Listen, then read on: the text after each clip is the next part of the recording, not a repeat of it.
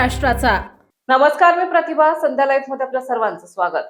उजनी धरणकाठच्या गाळपेर आणि जादाच्या संपादित जमिनीवरील मूळ शेतकऱ्यांची वहिवाट ही अतिक्रमण ठरवून त्या जमिनी ताब्यात घेत पुढील काळात त्या जमिनी पर्यटन खात्यामार्फत उद्योगपतींना देण्यासंदर्भात सन 17/6/2019 आणि 25/10/2025 चा अध्यादेश महाराष्ट्र सरकारने काढलेला आहे. त्यानुसार संबंधित शेतकऱ्यांना तशा नोटीस दिल्या आहेत. इंदापूर, करमाळा, दौंड, कर्जत, माढा या तालुक्यातील उजनी धरणग्रस्त बचाव समितीने याबाबत कडाडून विरोधकांची भूमिका जाहीर करताच सरकारने या चालू अर्थसंकल्पीय अधिवेशन कालावधीतच दिनांक 4/3/2026 रोजी मंत्रालय मुंबई येथे जलसंपदा मंत्री राधाकृष्ण विखे पाटील यांच्या अध्यक्षतेखाली या विषयावर बैठक घेतली, चर्चा केली. धरणग्रस्तांच्या प्रश्नांवर शासन गांभीर्याने विचार करू तसे लेखी पत्र काढले असे जलसंपदा मंत्र्यांनी जाहीरही केलं आहे.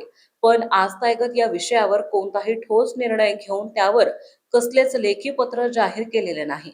शेतकऱ्यांना विश्वासात न घेता दिनांक 14 मार्च 2026 रोजी मौजे, उजनी, मोठे वस्ती तालुका माढा या ठिकाणी बेकायदेशीरपणे अत्यंत अल्प मुदत घालून घाईघाईने अतिक्रमण क्षेत्र मोजणीच्या नोटिसा संबंधित शेतकऱ्यांना देण्यात आला.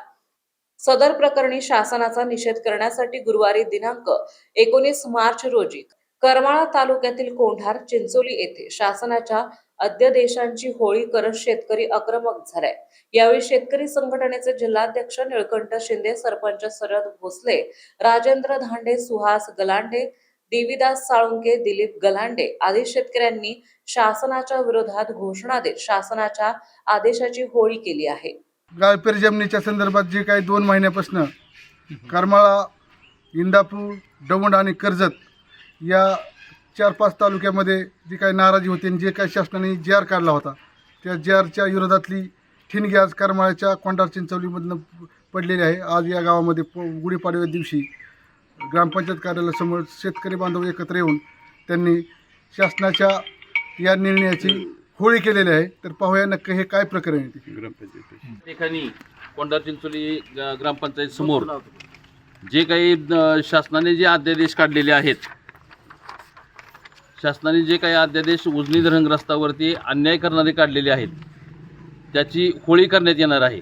आणि ही होळी कशासाठी करतोय आपण हे पहिल्यांदा लक्षात घ्या की सदरहू आपल्या कोंढार, चिंचोली गावातील जास्तीत जास्त जमीन या उजनी धरणासाठी संपादित करण्यात आलेली आहे.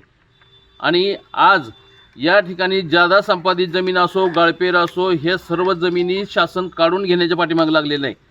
या संदर्भात गावोगावी आपण मेळावे घेतोय, सभा घेतोय, संमेलनं घेतोय, लोकजागृती करतोय. आणि ह्याचाच इम्पॅक्ट म्हणून शासनाने कालच्या 4 मार्चला मंत्रालयामध्ये जलसंपदा मंत्री राधाकृष्ण विखे पाटील यांच्या अध्यक्षतेखाली मीटिंग लावलेली होती. त्या मीटिंगमध्ये आपल्याला तोंडी आश्वासन देण्यात आलं की आम्ही सदरहून जी.आर. रद्द करू आणि तुम्हाला लेखी देऊ आणि हा प्रकार आम्ही थांबवू. पण आज तागायत हा प्रकाराला शासनाने हरताळ फासलेला आहे. कोणत्याही प्रकारचा संपर्क शेतकऱ्याशी ठेवलेला नाही किंवा कुठल्या समितीशी ठेवलेला नाही आणि दिलेली आश्वासनं पाळलेली नाहीत. अजूनही कुठल्याही प्रकारचं लेखी आश्वासन किंवा काही आपल्याला कुठली माहिती वगैरे काही मिळू द्यायला तयार नाहीत. तसं पाहायला गेलं तर या मीटिंगचं जे काही प्रोसिडिंग असतं ते प्रोसिडिंगसुद्धा अजून तयार नाही असंच सांगितलं जातं. ॲक्च्युअल 2 दिवसापेक्षा जास्त प्रोसिडिंगला लागत नाहीत. ते प्रोसिडिंग राहिलं बाजूला, अजून आपल्याला लेखी आदेशसुद्धा कुठला काढलेला नाही. पर्यायानं शासनाची उदासीन भूमिका याच्यामध्ये दिसून येत आहे आणि शेतकऱ्यावरती अन्यायच करायचा आहे असं ठरवलेलं दिसतंय. त्याचप्रमाणे शासनाने या ठिकाणी उजनी ह्या गावामध्येच शेतकऱ्यांना कुठल्याही प्रकारे विश्वासात न घेता शनिवारी नोटीस देतात, रविवारी सुट्टी आणि सोमवारी सकाळी 11 वाजता मोजणीचा कार्यक्रम ठेवतात. म्हणजे शेतकऱ्याला कुठंही पळापळ करता येऊ नये, त्याला कुठं काही ऑब्जेक्शन घेता येऊ नये अशा पद्धतीचा कार्यक्रम राबवला होता. पण सोमवारी आम्ही 16 तारखेला तो प्रकार पूर्णपणे हाणून पाडलाय आणि उजनीची त्या क्षेत्राची मोजणी आम्ही उधळून लावलेली आहे. अधिकाऱ्यांना तिथं थांबूही दिलेलं नाही आणि तेथपासून शासन ह्या शेतकऱ्यावर अन्याय करतंय हे स्पष्टपणे दिसून येतंय. आणि आपण आपली दाद मागण्याचा कार्यक्रम काही सोडलेला नाही. आज तागायत आपणही त्याच भूमिकेमध्ये आणि ह्यातून पुढे देखील त्याच भूमिकेमध्ये राहणार आहोत. जोपर्यंत शासन आमचा विचार करत नाही, आम्हाला अन्नावरून उठवायचं ह्या शासनाला काही अधिकार नाही.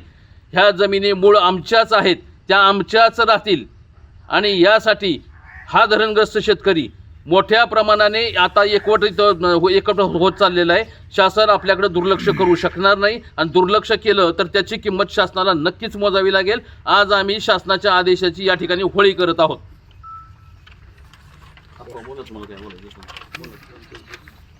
महाराष्ट्र शासनाने धरणग्रस्तांच्या विरोधात जे दोन शासन निर्णय घेतलेले आहेत ते निर्णय जोपर्यंत शासन रद्द करत नाहीत तोपर्यंत आमचा धरणग्रस्तांचा निषेध राहील. त्यानिमित्त आम्ही त्या JRची होळी करत आहे आज.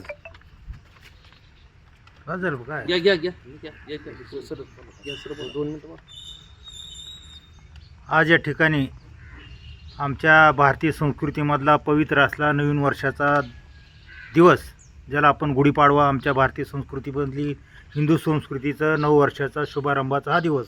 परंतु आज या दिवशी आमच्या हातामध्ये शासन खऱ्या अर्थानं सर्वसामान्यांच्या हितासाठी दक्ष असतं.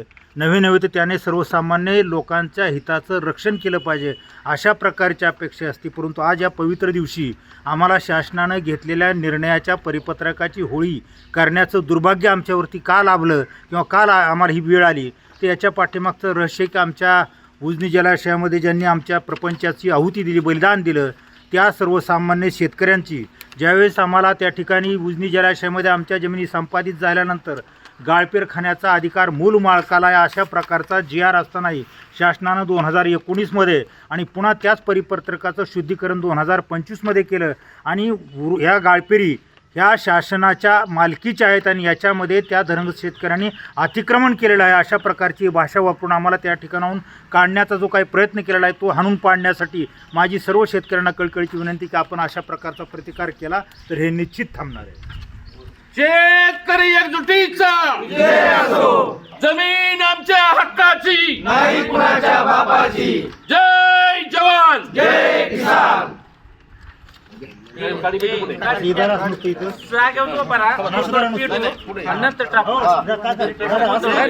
पिटून टाका ना.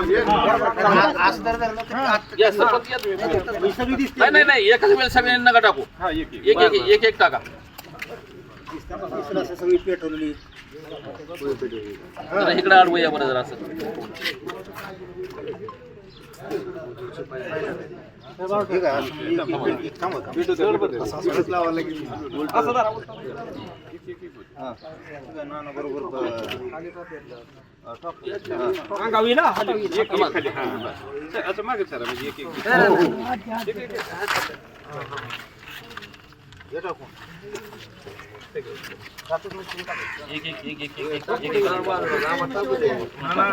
जाळाबरोबर ज्यांनी जाळ दिसली पाहिजेत.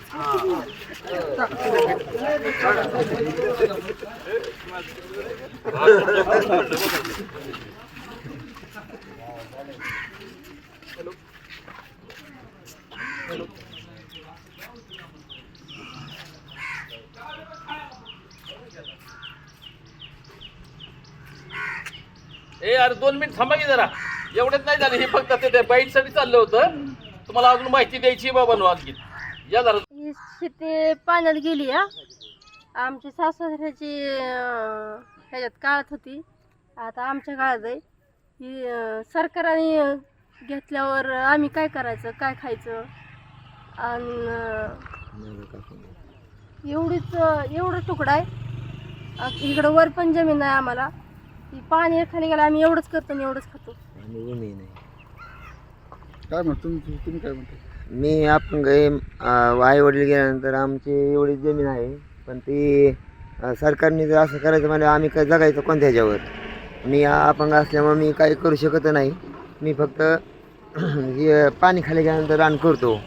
ह्यांनी पण सरकारने काहीतरी दखल घ्यावं आणि आमची जमिनी आम्हाला गाळपेर करायला ही द्यावं, मोबा द्यावा. संध्या लाईव्ह साठी प्रतिनिधी विजयकुमार गायकवाड, करमाळा.